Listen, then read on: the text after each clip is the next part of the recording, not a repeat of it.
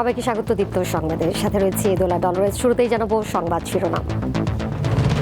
শাহবাগের super specialised হাসপাতালে চিকিৎসা সরঞ্জাম চুরি, হাসপাতালের 2 কর্মী গ্রেপ্তার।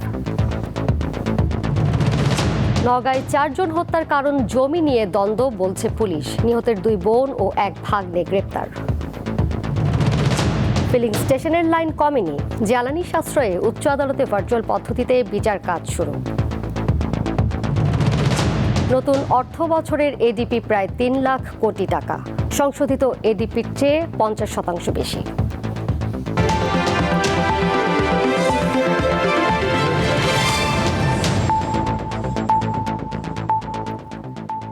সংবাদে এছাড়াও থাকছে জলবায়ু পরিবর্তনের প্রভাবে বাংলাদেশে উদ্বেগজনক হারে বাড়ছে তাপমাত্রা, পরিবেশ, কৃষি ও জনস্বাস্থ্যের জন্য তৈরি করছে বড় ধরনের ঝুঁকি।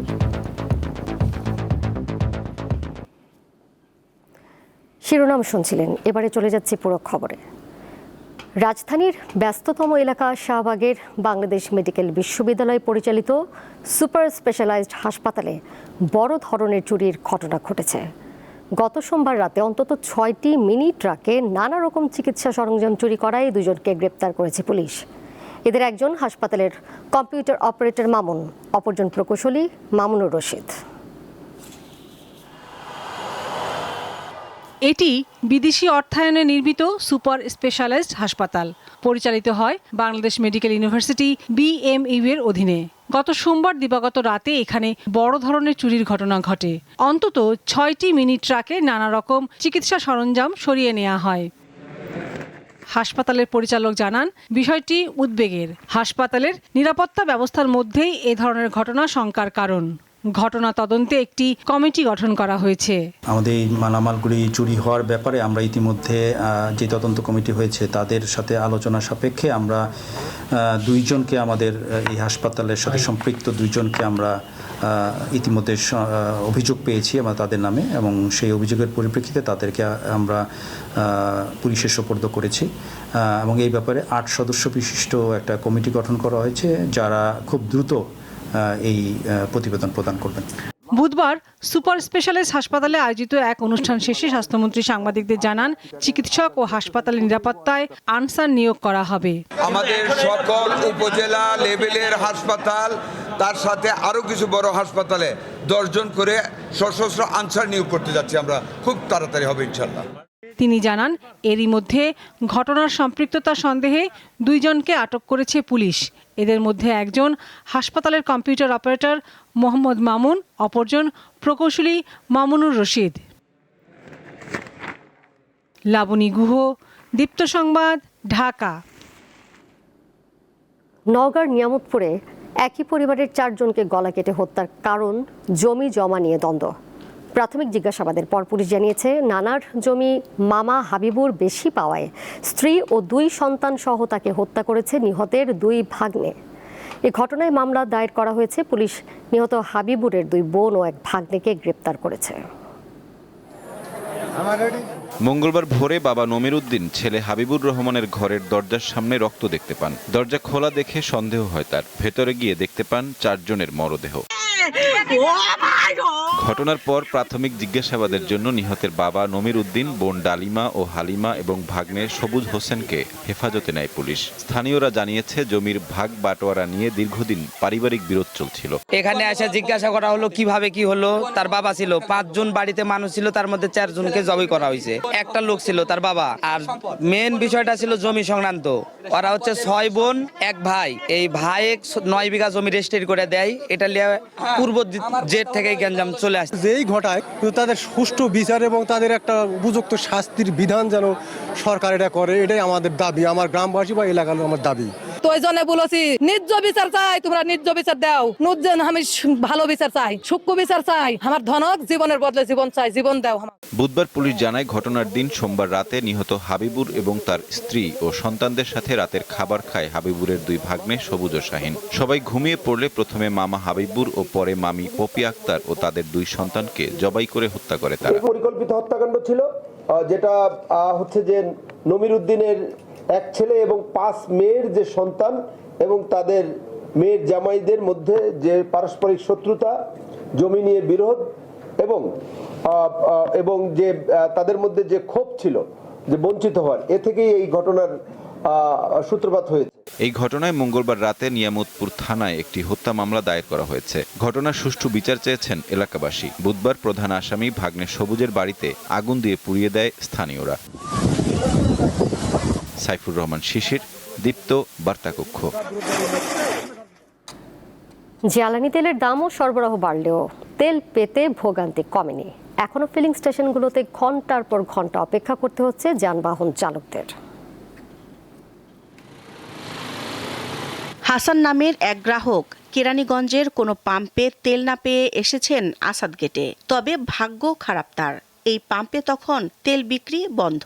আমি অলরেডি আমাদের এলাকার 4টা পাম্প ঘুরে আসছি, ওখানে কোনোটাই তেল দিচ্ছে না। পরে বাধ্য হয়ে এখানে আসছি। আমাদের কষ্ট তো আসলে সরকার দেখে না, বাস্তবে তারা তো এসি গাড়িতে চলে, তারা কালো গ্লাস সানগ্লাস ব্যবহার করে, যার জন্য জনগণের কষ্ট আসলে তারা বুঝতে পারে না। মোস্ট এসেন্সিয়াল আমার অয়েলটা, তো আমার বৃষ্টি হলে আমার থাকতে হবে, আমার রোথলে থাকতে হবে। সেই সকাল 9টা থেকে এখনো এই রোদের মধ্যে দাঁড়িয়ে আছি।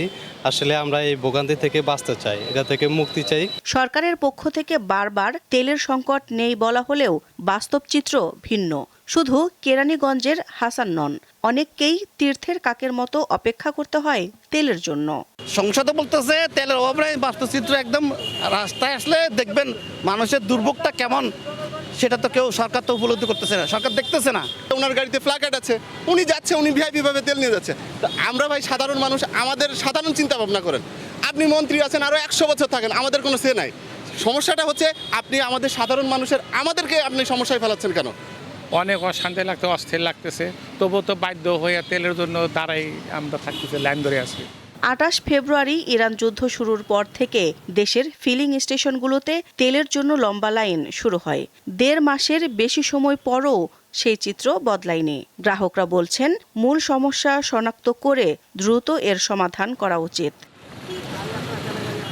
দিলশা দানি, দীপ্ত সংবাদ, ঢাকা। দেশের উচ্চ আদালতে ভার্চুয়াল পদ্ধতিতে বিচার কাজ পরিচালনা নিয়ে পক্ষে বিপক্ষে অবস্থান নিয়েছেন আইনজীবীরা। অ্যাটর্নি জেনারেল বলছেন এই ব্যবস্থা সাময়িক এবং বিদ্যুৎ ও জ্বালানি সাশ্রয়ে নেওয়া হয়েছে। বিপরীত আইনজীবীদের একটি পক্ষ অনতিবিলম্বে ভার্চুয়াল পদ্ধতি বাতিলের দাবি জানিয়েছেন।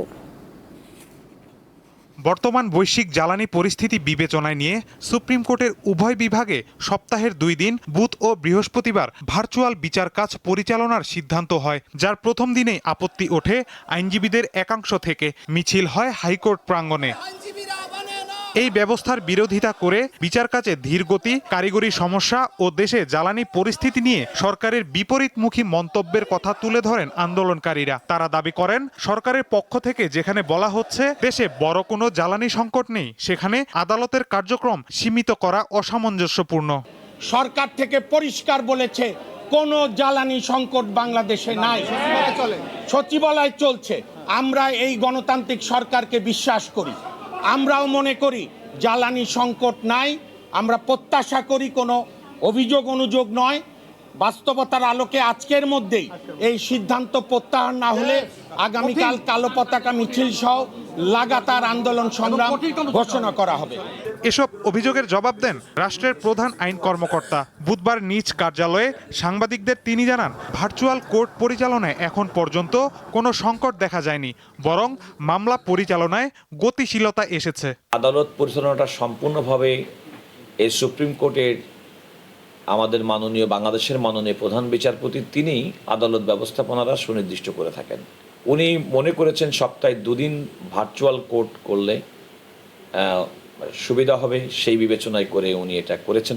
বেশ কয়েকটি মামলা ডিসপোজাল আমি দেখেছি এবং আমার কাছে ব্যক্তিগতভাবে মনে হয়েছে আপিল বিভাগে আজকের দিনের অর্থাৎ অন্য বুধবারের দিনের যে কোনো মামলা নিষ্পত্তির চেয়ে আমার কাছে মনে হয়েছে যে আজকের মামলার কার্যক্রমে একটু গতিশীলতা এসেছে।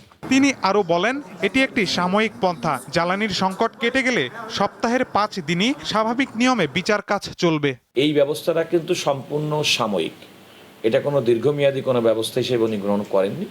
এটি একটি সাময়িক ব্যবস্থা এবং এই সাময়িক ব্যবস্থা যতদিন প্রয়োজন মনে করবেন উনি, তারপরে আমার বিশ্বাস যে তিনি এটা রিভিউ করে নিয়মিত আদালতেই এটা নিয়মিতভাবে আমরা শারীরিক উপস্থিতিতে আদালত পরিচালনার যে রেওয়াজ এবং রীতি আমাদের দেশে সেটি আসলে সেদিকে আমরা ফিরে যেতে পারবো বলে আমি আশা করি।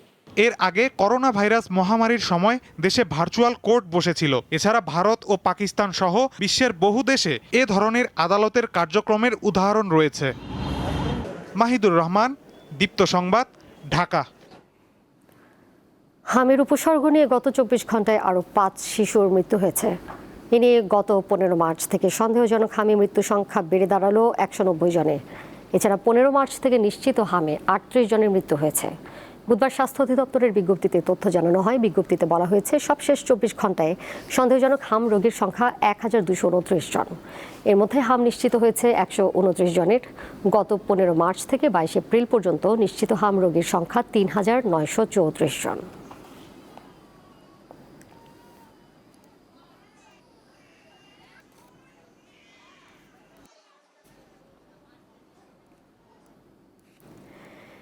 এদিকে অন্তর্বর্তী সরকারের সময় শিশুদের হামের টিকা বিদেশ থেকে আমদানি করা হয়নি বলে জানিয়েছেন প্রধানমন্ত্রী তারেক রহমান।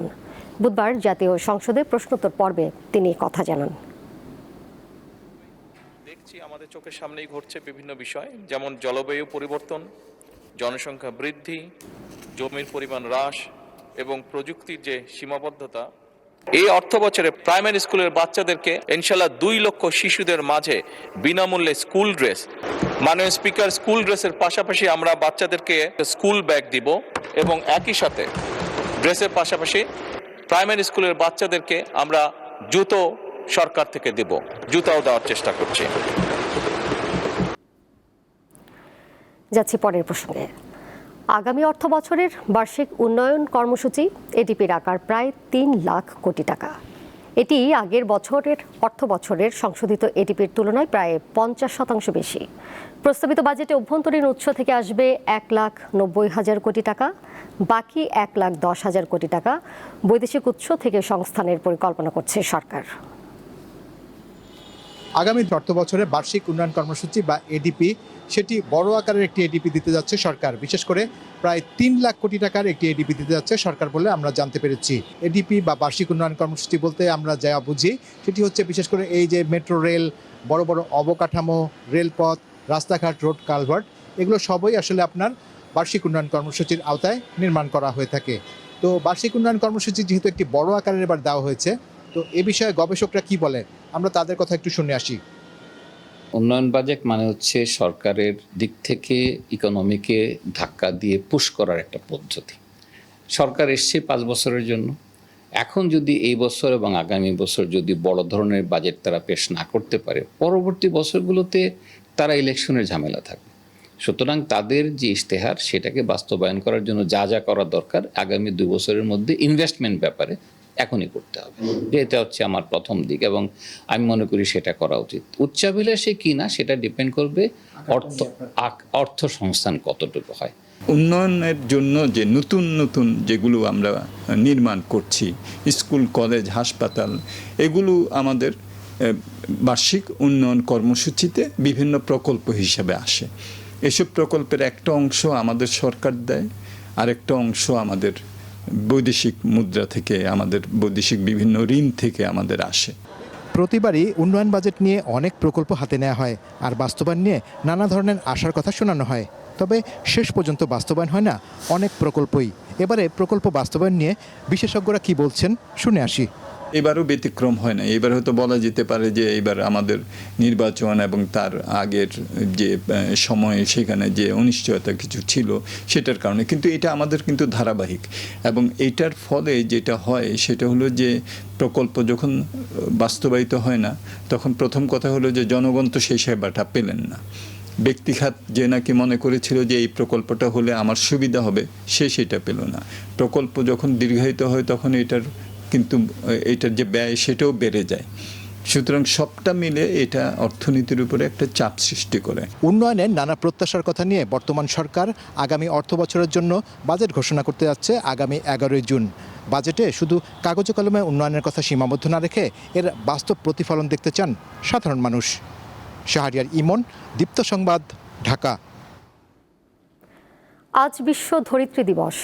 বৈশ্বিক উষ্ণতা যে হারে বাড়ছে তার চেয়েও দ্রুত এবং উদ্বেগজনক হারে তাপমাত্রা বেড়েছে বাংলাদেশে। জলবায়ু পরিবর্তনের এই প্রভাব দেশের পরিবেশ, কৃষি ও জনস্বাস্থ্যের জন্য তৈরি করছে বড় ধরনের ঝুঁকি। পরিবেশ রক্ষার বার্তা ছড়িয়ে দিতে রাজধানীর একটি শিক্ষা প্রতিষ্ঠানে ছোটদের হাতে গাছ তুলে দিয়ে শেখানো হচ্ছে প্রকৃতিকে বাঁচাতে বৃক্ষরোপণের বিকল্প নেই। বিশ্ব ধরিত্রী দিবস ঘিরে নতুন প্রজন্ম যখন ধরিত্রী রক্ষার পাঠ নিচ্ছে, তখন বাস্তবে বাংলাদেশ পরিবেশগত নানা চ্যালেঞ্জের মুখে। গত ৩ দশকে বিশ্বজুড়ে গড় তাপমাত্রা বেড়েছে প্রায় ১.৫ ডিগ্রি সেলসিয়াস। তবে বাংলাদেশে একই পরিমাণ তাপমাত্রা বৃদ্ধি ঘটেছে মাত্র ২০ বছরে, যা বিশেষজ্ঞদের মতে বড় উদ্বেগের কারণ। আমাদের যে টেম্পারেচার রাইজিং রেটটা গ্লোবাল থেকে অনেকটাই বেশি। এর কারণ হচ্ছে আমরা পরিবেশকে অনেক কিছু আমরা হারিয়ে ফেলছি, অনেক কিছু নষ্ট করে ফেলেছি এবং আমরা ইন্ডাস্ট্রিয়ালাইজেশন করার জন্য আমরা অনেক কিছু আমরা স্যাক্রিফাইস করেছি, যেটা পরিবেশের জন্য হুমকি স্বরূপ। যে পরিমাণ গাছ ছিল আমরা গাছকে আমরা কেটে ফেলছি, বা যে ধরনের গাছ লাগানো দরকার যে পরিবেশকে রক্ষার জন্য আমরা সেভাবে মনোযোগ হচ্ছে না। শুধু তাপমাত্রা নয়, পানি ও পরিবেশ দূষণও বাড়ছে সমান তালে। শিল্প বর্জ্য, প্লাস্টিক দূষণ এবং অপরিকল্পিত নগরায়ন পরিস্থিতিকে আরও জটিল করে তুলছে। আধুনিক সিটি করতে চাই, প্রতিটি পরিকল্পিত হয়ে করতে হবে, যাতে শহর যদি আপনার সিটি সুন্দর হয়, অন্যদিকে পরিবেশ বান্ধব সিটি যদি গড়ে ওঠে। এই যে বড় বড় প্রজেক্ট আছে, বড় বড় ইন্ডাস্ট্রি আসে, সেগুলো গ্রিন ইন্ডাস্ট্রি হিসাবে আমাদের গড়ে তুলতে হবে। উষ্ণতা কমাতে জীবাশ্ম জ্বালানির ব্যবহার কমিয়ে নবায়নযোগ্য জ্বালানির প্রতি নির্ভরতা বাড়ানোর পরামর্শ পরিবেশবিদদের। তেল ভিত্তিক যে বিদ্যুৎ ব্যবস্থা এবং পরিবহন ব্যবস্থা, সেটাকে কমাতে গেলে আমাদের গণপরিবহনে গুরুত্ব দেওয়া দরকার, এবং সোলার ভিত্তিক যেই আমাদের বিদ্যুৎ উৎপাদন, সেখানে গুরুত্ব দেওয়া দরকার। এটা হচ্ছে ব্যক্তি পর্যায় থেকে শুরু করে সামষ্টিক পর্যায়ে এটা বিরাট সম্ভাবনা আছে। আমরা দেখেছি কৃষিতে, সেচে ইতিমধ্যে বাংলাদেশে এটা অলরেডি প্রতিষ্ঠিত হয়েছে। বিশেষজ্ঞদের মতে টেকসই ভবিষ্যৎ নিশ্চিত করতে এখনই প্রয়োজন সচেতনতা ও কার্যকর উদ্যোগ। তা না হলে জলবায়ু পরিবর্তনের এই বাড়তি চাপ সামাল দেওয়া কঠিন হয়ে পড়বে। জহিরুল মোহসান, দীপ্ত সংবাদ, ঢাকা। কুমিল্লার আলোচিত তনু হত্যা মামলার 10 বছর পর প্রথমবারের মতো এক সন্দেহভাজনকে গ্রেপ্তার করা হয়েছে। এই মামলায় আটক সেনাবাহিনীর অবসরপ্রাপ্ত সিনিয়র ওয়ারেন্ট অফিসার হাফিজুর রহমানকে 3 দিনের রিমান্ডে পাঠিয়েছে আদালত। বুধবার বিকালে কুমিল্লা সদর আমলি আদালত 1-এর senior judicial magistrate Mominul Haque এই আদেশ দেন। Police bureau of investigation PBI আসামিকে আদালতে হাজির করে রিমান্ড আবেদন করলে শুনানি শেষে আদালত তা মঞ্জুর করে। এর আগে হাফিজুর রহমানকে তার বাসা থেকে গ্রেপ্তার করেন তদন্ত কর্মকর্তা। গত 6 এপ্রিল মামলার তদন্ত কর্মকর্তা 3 সন্দেহভাজনের ডিএনএ নমুনা ক্রস ম্যাচের অনুমতি চান। তারা হলেন sergeant Zahid, warrant officer Hafizur Rahman এবং সৈনিক শাহিনুল আলম। চলতি বছরে দেশের সর্বোচ্চ তাপমাত্রা রেকর্ড হয়েছে রাজশাহীতে 40 ডিগ্রি সেলসিয়াস। আবহাওয়া অধিদপ্তর জানিয়েছে, রাজশাহী ও খুলনা বিভাগ সহ দেশের 24 জেলায় তাপপ্রবাহ বয়ে যাচ্ছে। আগামীকালও তাপপ্রবাহ অব্যাহত থাকতে পারে। চুয়াডাঙ্গায় বুধবার বিকেল 3টায় জেলার সর্বোচ্চ তাপমাত্রা রেকর্ড করা হয় 37.2 ডিগ্রি সেলসিয়াস। এদিকে রাজশাহীর মোহনপুর উপজেলার কেশরহাটে তীব্র দাবদাহের মধ্যে হিটস্ট্রোকে একজন মারা গেছেন। বুধবার দুপুর 12টার দিকে কেশরহাট ফিলিং স্টেশনে এ মর্মান্তিক ঘটনা ঘটে। মৃত ওই বৃদ্ধের নাম আব্দুল আলম ওরফে আলাউদ্দিন। দীর্ঘ সময় তিনি পেট্রোল পাম্পে তেল নিতে গিয়ে লাইনে দাঁড়িয়েছিলেন।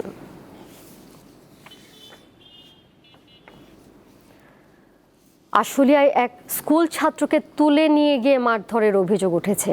এই ঘটনায় বুধবার রাতে ভুক্তভোগী ওই স্কুল শিক্ষার্থীর বাবা আশুলিয়া থানায় লিখিত অভিযোগ করেছেন। বুধবার সকালে আশুলিয়ার কবিরপুরে বাংলাদেশ বেতারের ভেতরে মারধরের এই ঘটনা ঘটে। ভুক্তভোগী স্কুল শিক্ষার্থীর স্বজনরা জানান, স্থানীয় একটি স্কুলের 7ম শ্রেণীতে পড়ুয়া ওই শিক্ষার্থী সকালে কবিরপুরের বাংলাদেশ বেতারের ভেতরে প্রবেশ করে। এ সময় নাইম জং ও লোকমান সহ কয়েকজন তাকে মারধর করে। এতে ওই শিক্ষার্থী গুরুতর আহত হলে অভিযুক্তরা তাকে ফেলে পালিয়ে যায়।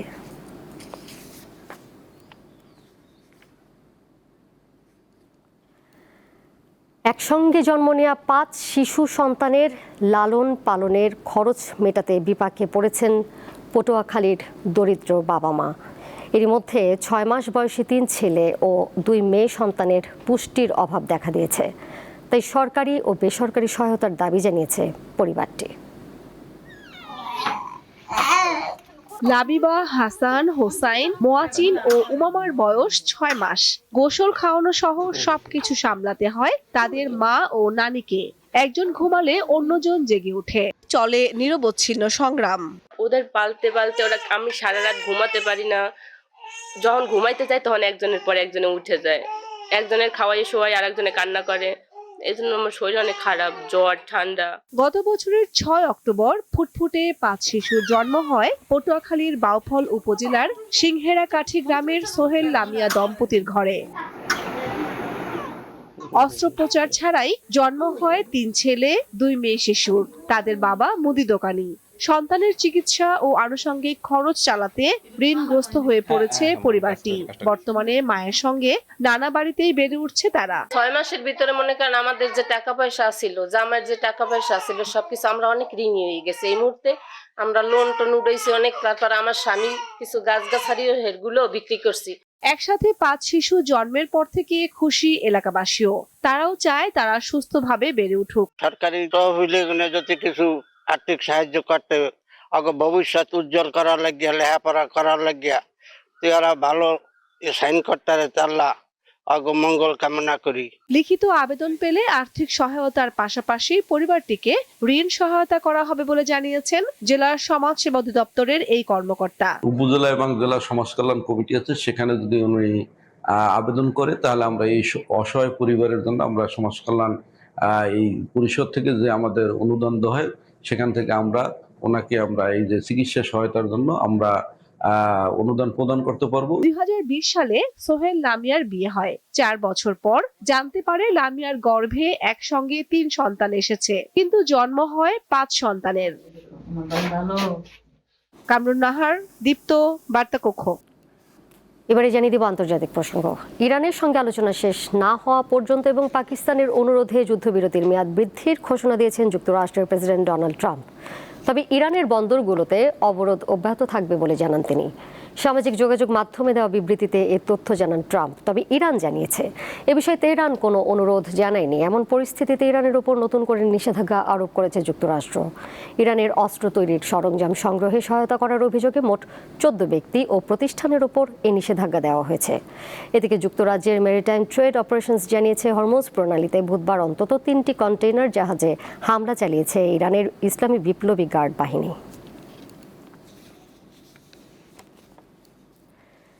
ইরানের সঙ্গে টানা 40 দিনের যুদ্ধে মজুত করা গুরুত্বপূর্ণ ক্ষেপণাস্ত্র উল্লেখযোগ্যভাবে খরচ করে ফেলেছে যুক্তরাষ্ট্র।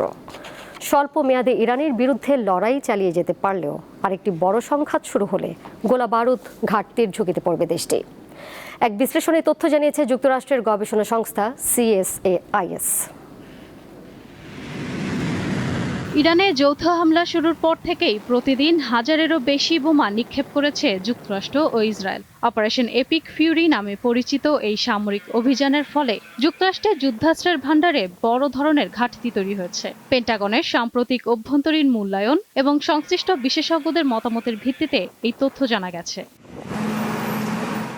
Centre for strategic and international studies CSIS এর নতুন বিশ্লেষণের বরাত দিয়ে CNN এর প্রতিবেদনে বলা হয়েছে 7 সপ্তাহের যুদ্ধে মার্কিন সামরিক বাহিনী তাদের প্রিসিশন স্ট্রাইক মিসাইলের শতকরা 45%, ব্যালিস্টিক মিসাইল ধ্বংসকারী থার্ড ক্ষেপণাস্ত্রের অর্ধেক এবং প্যাট্রিয়ট আকাশ প্রতিরক্ষা ক্ষেপণাস্ত্রের শতকরা প্রায় 50% খরচ করে ফেলেছে।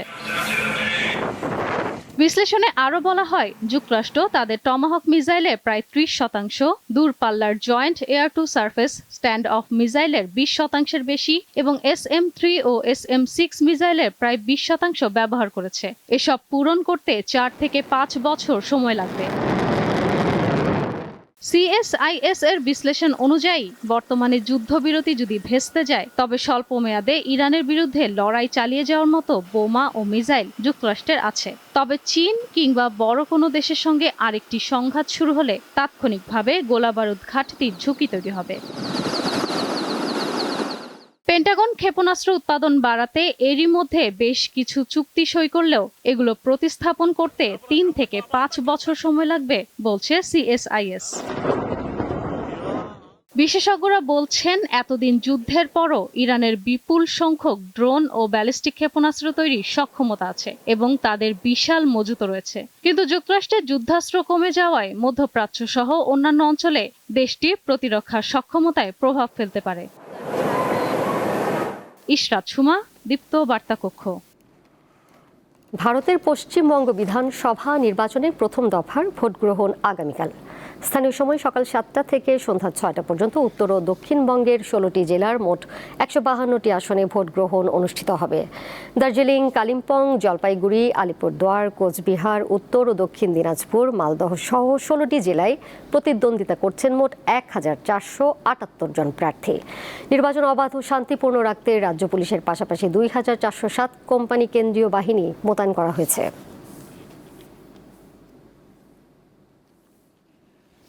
এবারে জানিয়ে দেব খেলার খবর।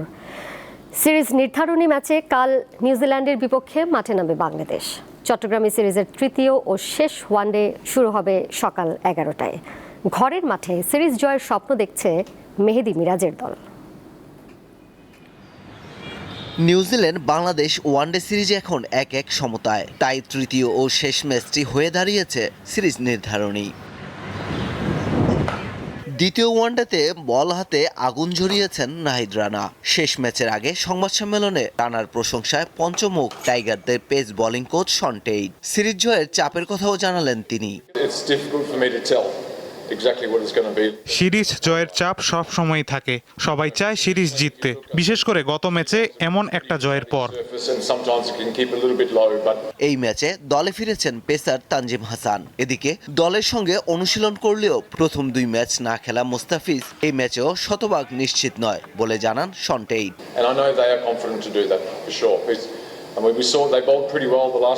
আজ মুস্তাফিজ 3-4 ওভার বল করেছে, জানি না মেডিকেল টিম কি ভাবছে, তবে যতটুকু বোলিং করেছে ঠিকঠাক ছিল। ওকে নিয়ে আমরা আশাবাদী, তবে নিশ্চিত নই।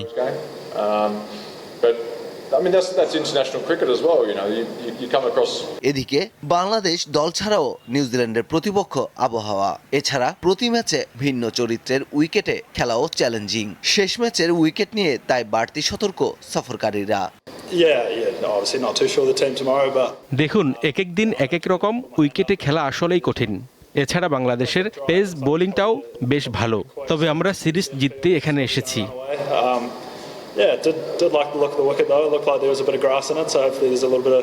ওয়ানডে শেষে 3 ম্যাচের টি-20 সিরিজ খেলবে বাংলাদেশ ও নিউজিল্যান্ড। 27 ও 29 এপ্রিল 2টি টি-20 হবে চট্টগ্রামে, আর তৃতীয়টি হবে মিরপুরে 2 মে। পারভেজ খোকন, দীপ্ত স্পোর্টস। এর সাথে শেষ করব দীপ্ত সংবাদ। যাবার আগে শিরোনামগুলো জানিয়ে দেব আরও একবার। শাহবাগের সুপার স্পেশালাইজড হাসপাতালে চিকিৎসা সরঞ্জাম চুরি, হাসপাতালের 2 কর্মী গ্রেপ্তার। নওগাঁয় 4 জন হত্যার কারণ জমি নিয়ে দ্বন্দ্ব বলছে পুলিশ, নিহতের 2 বোন ও 1 ভাগ্নে গ্রেপ্তার। ফিলিং স্টেশনের লাইন কমেনি, জ্বালানি সাশ্রয়ে উচ্চ আদালতে ভার্চুয়াল পদ্ধতিতে বিচার কাজ শুরু। নতুন অর্থ বছরের এডিপি প্রায় 3 লাখ কোটি টাকা, সংশোধিত এটিপির চেয়ে 50% বেশি। এই ছিল এখনকার মতো। এর সাথে বিদায় নিচ্ছি আমি দোলা ডলরেস। আরও তথ্য এবং বিনোদনের নানা খবরাখবর জানতে যুক্ত থাকুন দীপ্তর ডিজিটাল প্ল্যাটফর্মে। ধন্যবাদ সবাইকে।